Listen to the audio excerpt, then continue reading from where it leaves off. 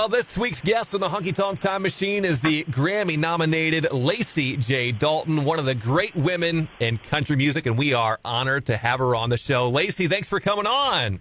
Hey, Glenn, it's great to be with you, and sure appreciate the airtime. When we started the show, we're looking at artists that we could have on, and we circled your name, and we were finally able to work it out. How have you been lately? What you been up to? Oh, I've been great. We just got back from Montana. We were out at the Montana Music Ranch, which is in the Paradise Valley, where they filmed A River Runs Through It. Uh-huh. I think it's one of the most beautiful places in the world, and I look forward to going there almost every year.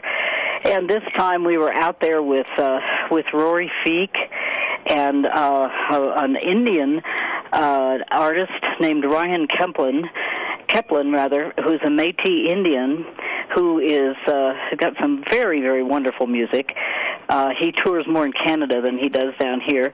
Rory, of course, is of the RFD TV fame. And from Joey and Rory fame as well. Joey and Rory fame, and what a great songwriter he is. He had me in tears twice. Wow. He had a song about his father, and he had another song that said, "Satan knew my grandma very well." Oh. But at the and I thought it would be about a hell-raising grandma when he started, but actually it was about his grandmother fighting the dark forces. And the last line of the song is, "Well, Satan knew my grandma very well, but Jesus knew her best." It's pretty cool. I mean, but it's not real preachy or religious. It's just good. He just writes very, very well. I agree 100%. And it's funny you mentioned Montana. I'm actually headed that way early next month. I got a vacation planned out there, probably around the same area you're talking about, I think. Oh, you're going to love it. It's so beautiful. It was pretty smoky out there. The fires in the west, for some reason, the smoke came out and kind of settled in that valley. So it was pretty smoky while we were there, and it was that way the last year that we went there, which was the year before COVID, because of the fires in the west. And it's disappointing because when the air isn't hazy, the sky just goes on forever, and the creeks and the Yellowstone River is just so clear you can see every stone on the bottom. I understand you like these wild places. I do, yeah. This will be my, I think, fourth time out there. So, yeah, I'm a big fan. Are you going to go to the park? Is that where you're headed? Yes. We're doing a backpacking trip into the park this time. Oh, so. Wow. Where will you start? We're starting in Mini Glacier at Glacier National Park. Oh, wow. And, we're doing a 52-mile loop over 5 days. That's quite a little hike. It will be. Yeah. Well, I hope you're able to get yourself in shape in this heat. I swear, I wanted to be jogging again this summer, but it is really hot. And I'd have to get up in the middle of the night for it to be cool enough at 4 or 5, and at 5 and 6, it's already sort of hot at 6 in the morning here. Yeah, and I understand unseasonably hot out there right now. It is. I live up in the mountains. Reno sits in a big valley called the Truckee Meadows, and to the west are the beautiful Sierra Mountains. And on the east is a smaller range of mountains called the Virginia Range, and I live up in that mountain range near the old town of Virginia City, Nevada, which is just exactly like it was 150 years ago. I mean, it has not been polished up. It's just, it's not as funky as it was when they were mining there. I guess it was almost impossible to be there when we were mining. It was so awful. But it hasn't been gentrified, which is something I like. It's kind of just the way it was. And one of the signs when you go into Virginia City says the way it was. That sounds awesome. I need to get out that way, too.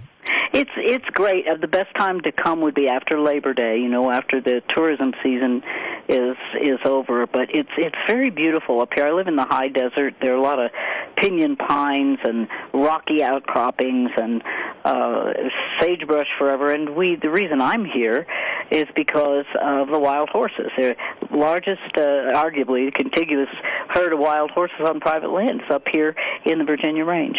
Yeah, I've heard that's something that you're very passionate about. I am, and it's the reason I moved here. But the minute I moved here, I realized that these horses were in terrible trouble. They were getting on the roads where they were a danger to themselves and the motorists. They didn't have a place. So we had kind of driven them, cut off their migratory routes and kind of taken up a lot of their habitat. So they had no place to go, and a lot of them actually, I live in a development that has 1 acre, 10 acre, and 40 acre ranches. And the horses, there'd be 30 or 40 of them that would come through my yard every day when I first moved here. What is it that you do specifically with the wild horses? It's a long story. I started in about 2003. We got our 501c3 tax exempt organization certificate, and we started a foundation called the Let 'em Run Foundation. And very close to here is the largest industrial park in the world. It's called Tahoe Reno Industrial. And it is down along the Highway 80 corridor that goes out to Winnemucca and points east, and the Highway 50 corridor that goes up to Lake Tahoe. And between that area, there are about, and have been for many, many years, about 2,500 wild horses that are not managed by the Bureau of Land Management, which has jurisdiction over most of the horses, the wild horses in the United States, that are not on Indian reservations. And there are thousands upon thousands of them on Indian reservations, and that's not a good situation. And I won't go into that, but it's complicated, and the horses don't do well normally on those places. But these horses, when I got here, I realized the horses were in trouble and they needed a place to be. And the horse advocates here had so alienated the industrial park that you couldn't even get a meeting with them. Fortunately, I had the broker of that big park and part owner of the park was a guy named Lance Gilman, and he'd been an A&R guy in L.A. when my career was really big. So he knew who I was, and he would see me. His mother was the queen of the Pendleton Rodeo when he was a kid, and he loves horses and he loves ranching, and he happened to have a relationship with the most famous madam in the world who ran the Mustang Ranch, which was on the property of the Tahoe Reno Industrial Park. And they became very, very close, and she, Susan Austin, was crazy about the horses, and Lance liked the horses. And between all three of us, we were finally able to convince Roger Norman, who owned the park, that these wild horses, I'll never forget, I read something, I believe it was in the Atlantic Monthly, and there were 3 reasons why international companies moved their warehouses, their big operations, to other locations. One of them was proximity to a brothel, and the other was proximity to wildlife. So I talked to them, I showed them the article, and I talked to them about it, and sure enough, the first company that actually came in was Walmart. And when Walmart came in there, the first thing they did was paint giant pictures of wild horses all over their water tanks. So the argument was sealed, and they began to realize that a lot of international companies were going to be attracted to the brothel and the wild horses. And so after many, many years, the horses now are welcome on that industrial park. People like Bitcoin and Tesla, they are the people that really are loving the horses, and they're actually putting money into a birth control situation so that the horses don't overpopulate the range. We're in a terrible drought here, probably as well as you are. I don't know how it is in Missouri, but here and out in Montana where we were, there's a pretty severe drought. And that makes it very, very hard on the wild animals and especially on wild horses. So you've got to do something to manage the numbers. And, in the best of all possible worlds, I probably wouldn't think that birth control of wild horses was the greatest idea. But to be perfectly truthful now, if we want to have any left for our children and our grandchildren, we have to do something to reduce the numbers because we're reducing their habitat at a rate that is practically unbelievable. It's a wonderful cause and certainly enough to make you pack up and move out west. I understand that you're originally from Pennsylvania. Is that right? That's true. That's true. But I always knew that I would come out to the west, and I didn't want to. but I knew in my soul that I would come to the West. And I knew I'd go to California. I didn't know why, I didn't know how, but I thought California, all I'd ever seen of California were Elvis and Annette Funicello movies, and I thought it was like one long Orange Julius beach thing from one end to the other. I had no earthly idea how exquisitely beautiful Northern California and many places in Southern California, but more particularly Northern California, is an exquisitely beautiful place. And I ran off with a guitar player from who was a rock and roll guitar player at the Bloomsburg County Fair, where I was selling jewelry for Big Joe Ryan. He was selling psychedelic posters, and we fell in something, love, I guess, and we ran off to California, and we were in a blizzard. We were in this Carmen Ghia car, little Carmen Ghia, and I was sitting sideways on the seat to hold the door shut, which we had tied shut, but it wouldn't stay shut in the blizzard. And I had $20 and a suitcase full of books and a guitar, and he, of course, had his guitars, and we headed out to California. We were going to go to California and be flower children. Well, the blizzard lasted. It was the most terrible blizzard. I was turning 21 on the trip, and it lasted all the way from his cousin's house in Tunkhannock, Pennsylvania, until we reached the border at State Line up near Lake Tahoe.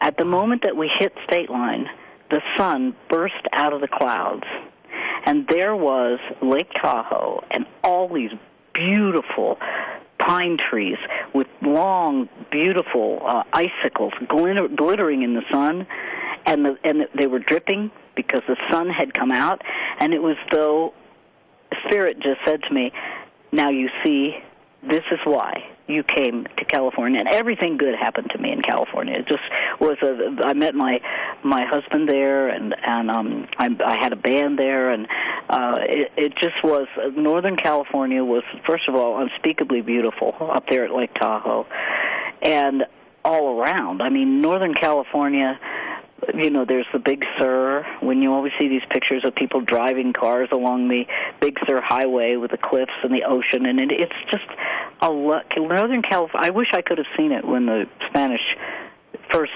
came there, because it's still so utterly beautiful, and it was nothing like I expected. And then when I realized that, I went, oh, okay, now I'm in the right place. Now I'm where I'm supposed to be. When you went there, did you have dreams of becoming a musician, or is that something that came later? I had already been a folk singer for several years. And I think I started when I was about 17, and I had played music and was out playing when I was, 19 and 20 and 21. I wasn't very good, but I was out playing folk music and writing my own songs. And when I went to California with this rock and roll guitar player, we ended up in a hippie commune and formed a psychedelic rock and roll band, and we were part of that whole flower child movement that was in Northern California. We weren't in the thick of it because we weren't quite in San Francisco. We were down the coast about 75 miles in a beautiful place called Santa Cruz.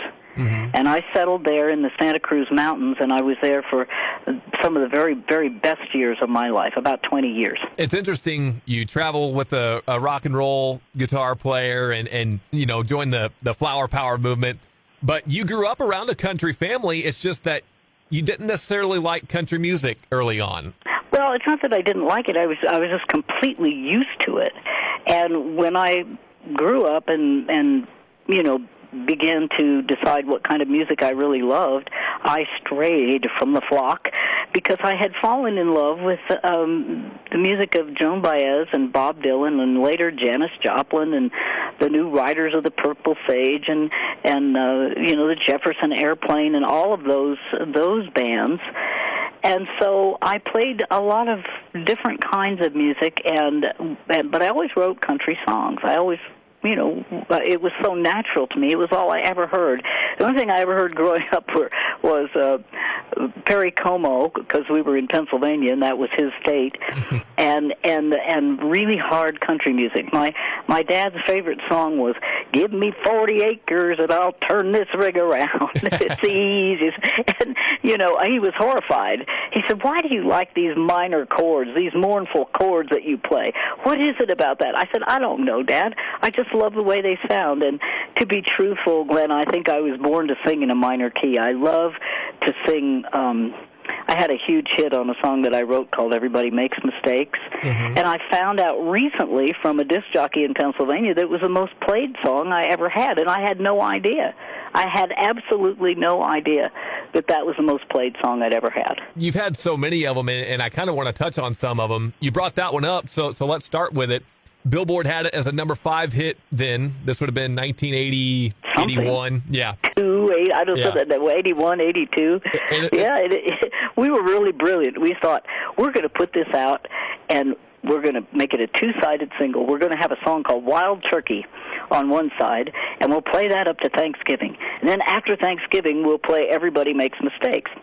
Well, radio they did not cooperate. Everybody played. Both songs were hits, which was wonderful for us. But I think they both probably would have been bigger hits had they been released as a single, not a double-sided single. So we had that going on.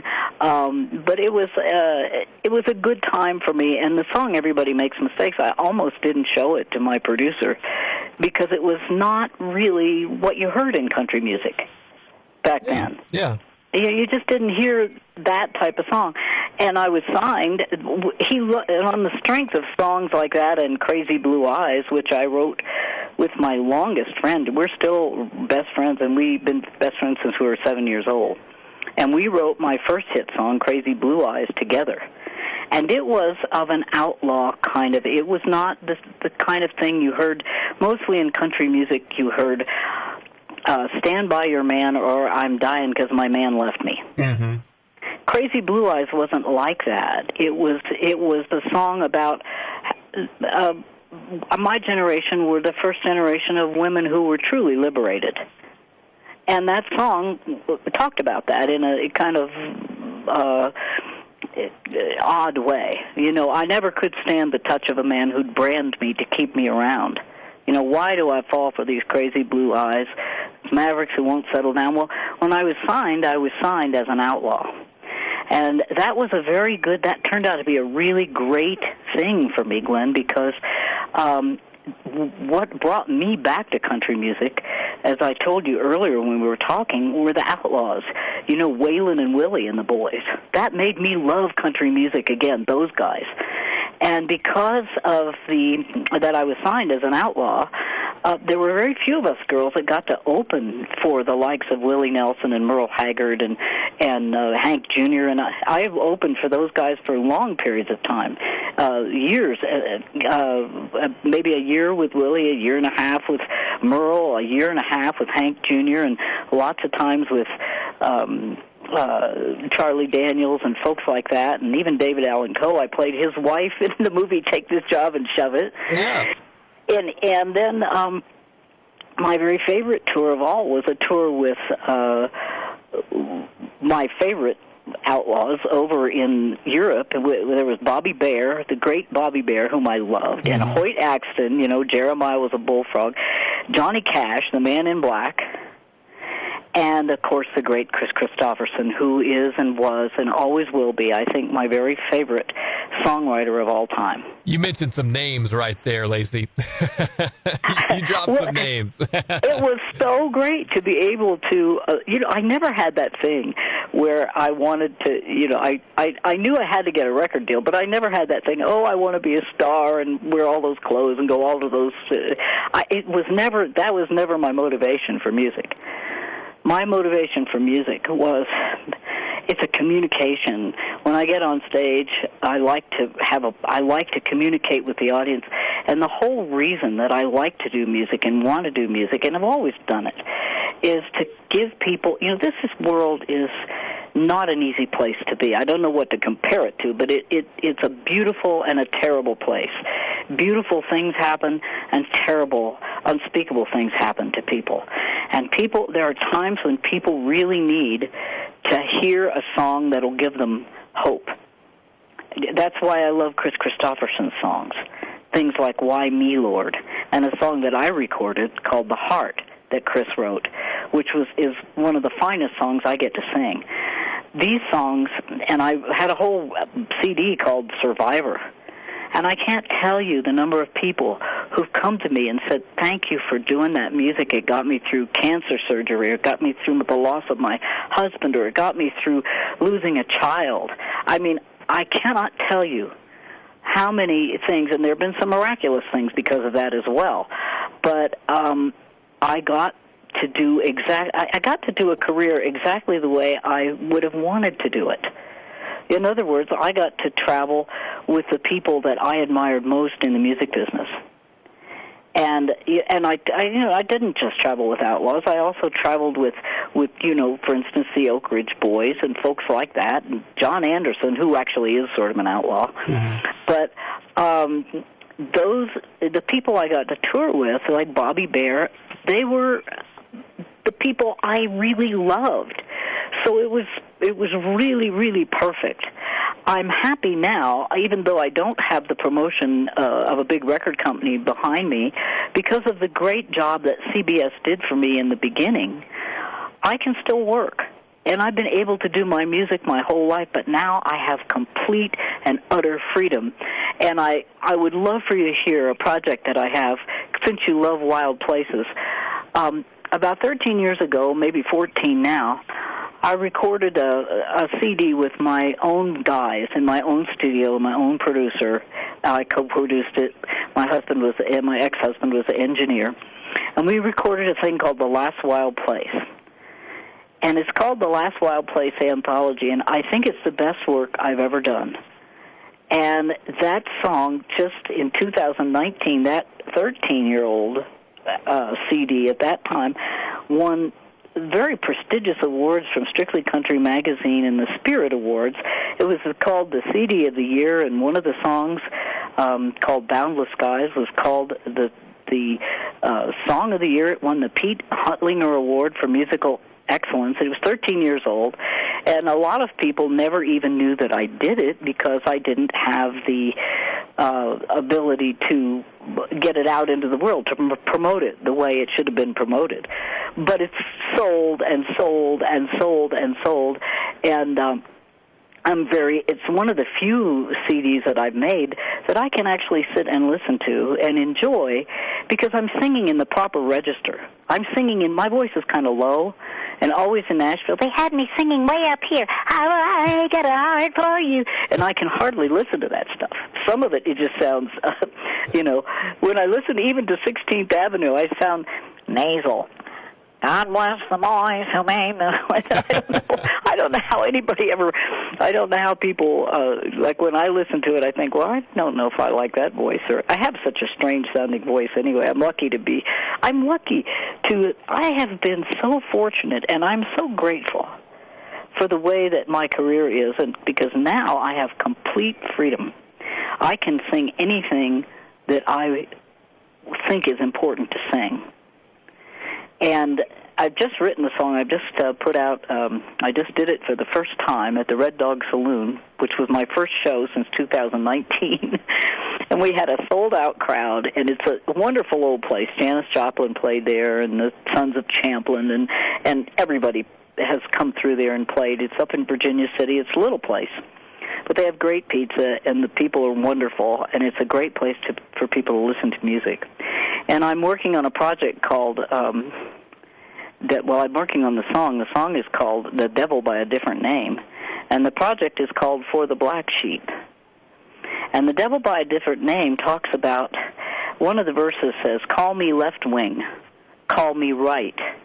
We are split right down the middle in this fight. Divided we fall, that rule don't change. It's just the devil by a different name, boys, the devil by a different name. And what I'm trying to do in that song is to point out that we have got to learn to build bridges. We have to stop building walls and start building bridges. We need to do that. We are becoming so disparate and so separate from one another, and we can't seem to speak to each other anymore. And look what's happening in our Congress. It's just like black and white. Well, that's not where most people live. Most people live in the middle. So when you're too far to the left or you're too far to the right, you're losing most of the people who just want to have peace and want to have people working together to make things better and to rein in some of the wild edges, to pull some of those back a little bit. Give people time to get used to things. If you're doing, really restrictive things or you're doing really permissive things, give people time. People need time to get used to new things, and we definitely need to learn to speak with one another. I don't think we're doing that now. As a matter of fact, I think we're probably as close to a civil war as we've ever been in this country since the first Civil War. And I think that's a shame, and it breaks my heart. I never thought that I would live long enough to see such a thing. You also brought up the Outlaws. I wanted to touch on that a little bit more. You actually gave me a great idea. I think what we'll do with your show is we're going to just make it an Outlaw show. So Lacy J. Dalton's hits mixed with the Outlaws of country music. Oh, I'd love it. There are some songs that a lot of people haven't heard that I've written. One of them is called Adios and Run, and then there's another one called Hard Luck Ace. And some of these songs were, I wanted to do outlaw music when I finally got bought away from CBS Records, which had turned into an awful situation where I just wasn't even recording. I was so mad at them. I had a long period in my career when I couldn't record at all. It was 3 or 4 or 5 years, I can't remember. I finally went to Jimmy Bowen over at Universal, and I said, or Capitol, I said, Jimmy, will you please buy me out of this contract, because I'm just dying on the vine. I have a little boy to raise by myself, and I'm a single mother, and I need to work, and I can't work because I can't record for the new people who are running my record company. They don't want to let me go because they don't want to compete with me, but they're not going to promote me either because they think I'm too old. Well, that was the whole thing. When I was signed to my record deal, I was 33 years. I wish they could see me now. I really, truly do. I just really wish. You ought to see me now. But when I was 33, they thought I was like this ancient thing that, couldn't possibly, hobble to my shows and stuff.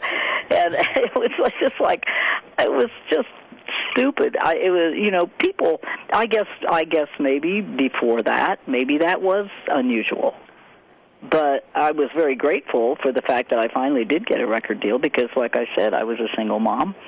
And, I needed to be something more than, a waitress to give my child the education I wanted to give him. And I was able to give him a good education, and he is a very successful person, and I'm really... I've just been, when looking back over my life, I was widowed very young. I was only, 27, 28, 29 years old, I can't remember, when my first husband, my son's father, had a swimming accident and became totally paralyzed. Wow. And he died when my son was about 3. And so I had a lot of shocks early on. I think that's one of the reasons, too. Those things happened to me because I needed to understand what people were going through in this world. I think I believe we come here time after time, and I believe it's a school. And I believe we learn how to perfect our spirits in this place. And, I'm sure that's, heretic stuff, but it's what I really believe. And that's why it's songs like The Highwayman that the Outlaws did, which is a song about reincarnation. That's why I responded to that music so much, because it was talking about a broader way to think about spirituality, a spirituality that I could really embrace. And because of that, and because I think I came in this time just to give people strength, give them courage, but you can't talk about that stuff if you've never had hard challenges, you've never developed strong spiritual muscles. So, I don't regret any of the hard things that have happened to me. I wish some of them hadn't had to happen. But the fact that they did, it allowed me to dig very, very deep down into my spirit to find a place of strength. And that place of strength has sustained me through a lot of very low times as far as career. I'll never forget, I heard some old actress, and can't even remember. I don't remember if it was Betty Davis or, I can't remember who it was. But one of them said, in this business you have to learn to endure. You must learn to endure. And I remember hearing this actress saying that, and I thought, what does she mean? What does she mean by that? Well, now I know. And you have endured a ton, haven't you? I have. We all do. By the time we get to be my age, we all have endured enough to realize that, this is not always a gentle and easy place to be. Well, since we're doing an outlaw show, Lacy, do you have any interesting stories, funny stories about any of the outlaws that you sang with, that you toured with? Does anything come to mind? I have a lot of stories about the outlaws. Most of them I can't tell. Yeah, I figured. I have to wait till they're gone. But I will tell you a nice story about touring with Merle Haggard if you have time. I would love to hear it. Well, I was on the road with Merle, and I'd been on the road with him for quite some time. My mother was in eastern Pennsylvania. We were in western Ohio doing a show. And I think it was fall. It wasn't just a real balmy time of year, as I recall. And my mother and my Aunt Janet decided that they were going to drive, and they were probably 60 at the time, maybe not quite that old, but probably in 60. And they were dyed-in-the-wool Merle Haggard fans. They lived and breathed Merle Haggard. And my mother called me up and she said, and my name is Jill, my real name is Jill. She said, Jill, your Aunt Janet and I are going to drive over there, and we're going to see you, and you're going to introduce us to Merle Haggard. I said, well, okay, Mom. I'm happy to do that. It'll be great to see you. So that morning, not too long after that phone call, I got a call from Merle's manager, and he said, Lacy, he said, Merle asked me to ask you if you could do the whole show tonight because he's so sick he doesn't think he can get out of bed. And I said, well, I'm happy to do it, and I can do it, but I said, people are going to be pretty disappointed because I don't sound a bit like Merle. But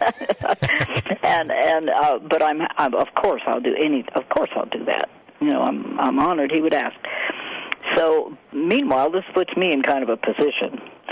So my mother's on the way. Now, we are going to get to meet Merle, aren't we? You are going to sit that.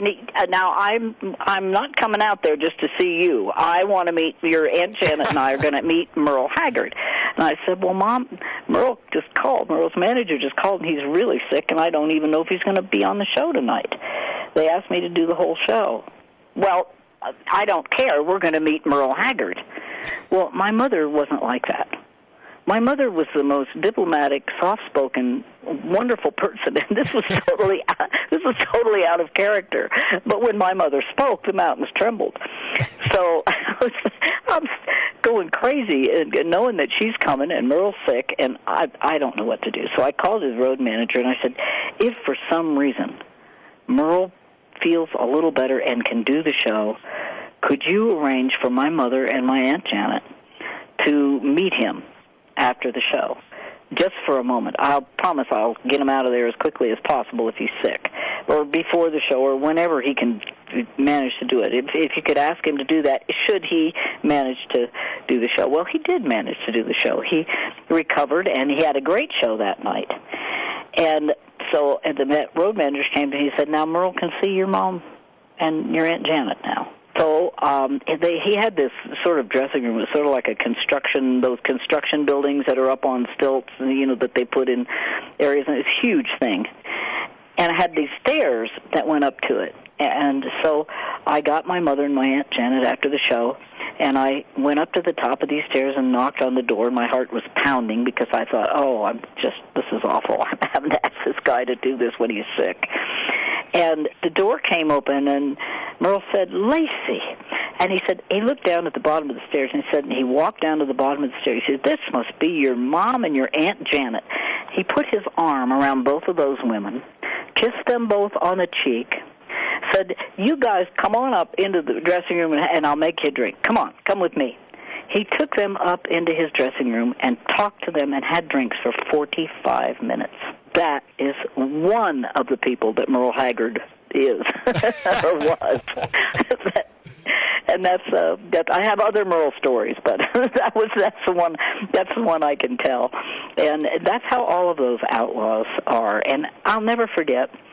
And I think I'm going to write a song about this because I had several gold records from my tour with Willie Nelson, and I believe it was on the back of one of those.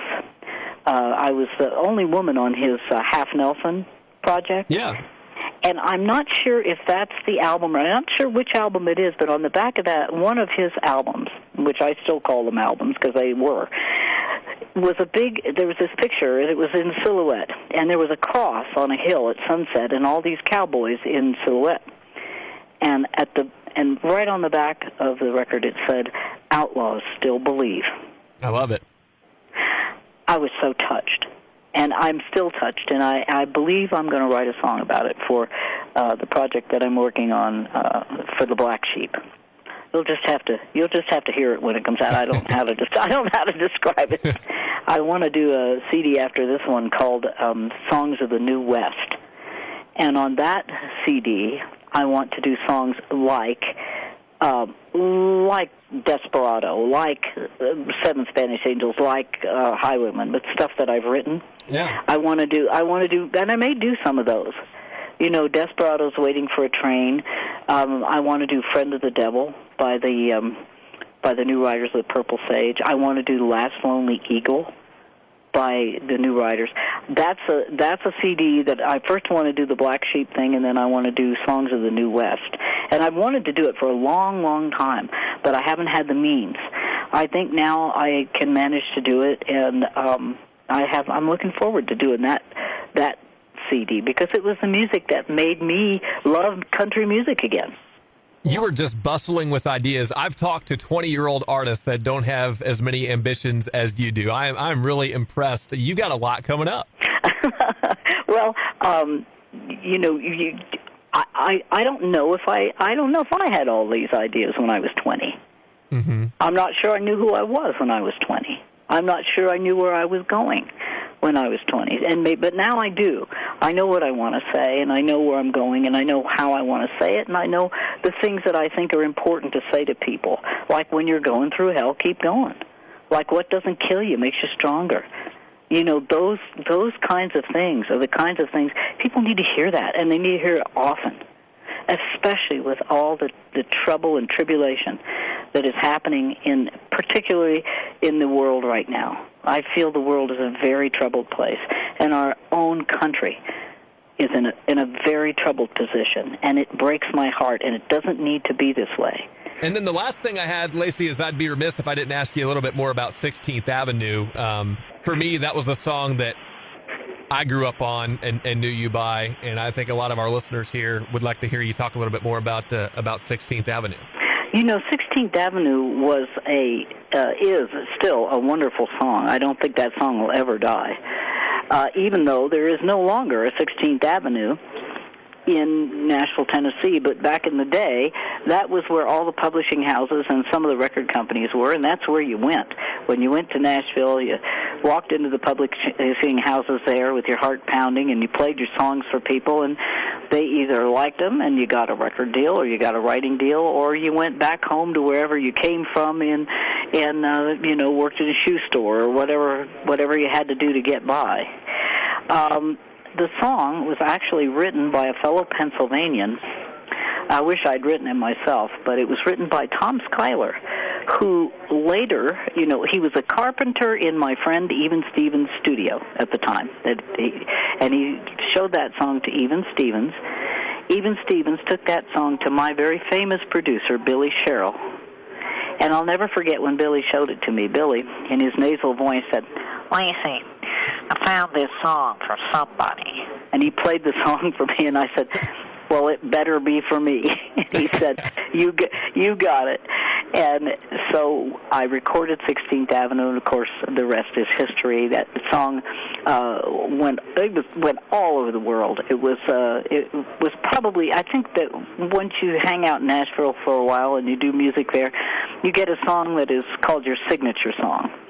And I'm pretty sure that 16th Avenue was my signature song, and it was adopted by the songwriters there because a lot of them understood they had lived that story, and Tom Schuyler, the writer himself, as a carpenter in the studio, and after the success of that song, he had another song called Old Yellow Car, which I recorded, but the record company had changed hands by that time. It had changed leadership, and they wouldn't put it out on me.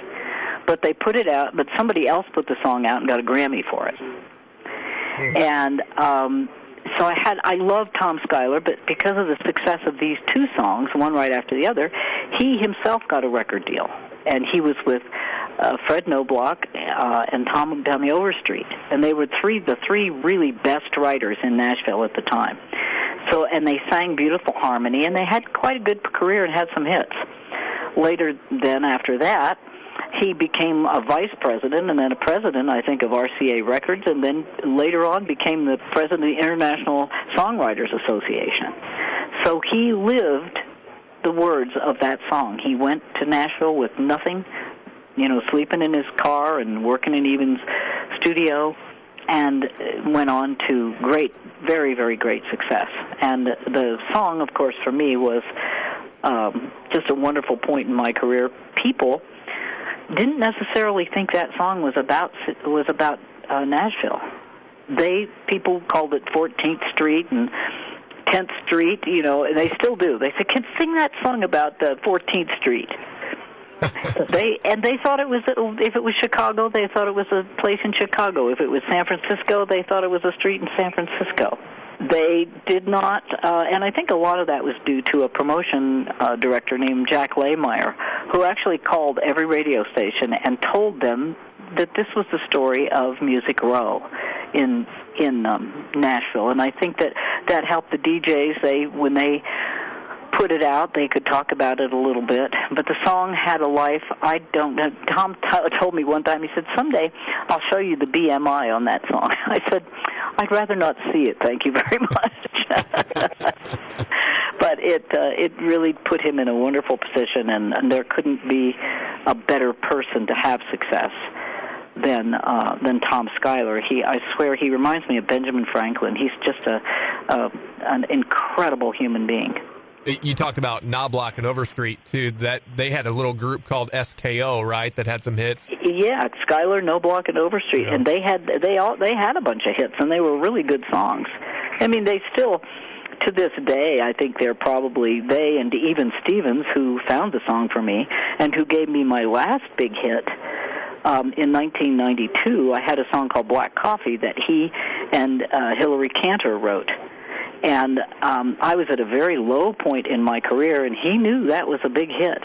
And he said, "I'm going to give this song to you, and it's going to change country music, and it's going to bring you back." And I had a huge hit on that. It went number one in just about every country in the world. Turned out to be your last big hit at radio, actually. You have so many, and we don't have time to talk about them all, unfortunately. I did want to ask you about one more because I'm going to do a segment around it. Okay. The Roy Orbison cover, Dream Baby, from 1983. What do you remember about recording that one? Well, I heard that song. I didn't hear it first from Roy Orbison. I heard it first from some friends of mine who had a group.